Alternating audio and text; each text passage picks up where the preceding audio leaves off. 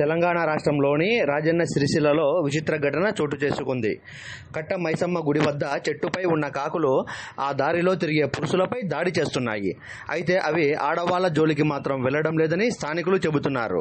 దీంతో ఇదెక్కడి కాకిగొల్లరా అని వారు తలలు పట్టుకున్నారు. ఈ తంతును కొందరు వీడియో తీసి సోషల్ మీడియాలో పోస్టు చేయడంతో వైరల్ అవుతుంది. అవి ఆడకాకులని, మగాళ్లపై పట్టుబట్టాయని నెటిజన్లు సరదాగా కామెంట్లు చేస్తున్నారు. దీనిపై మీ కామెంట్ చెప్పండి.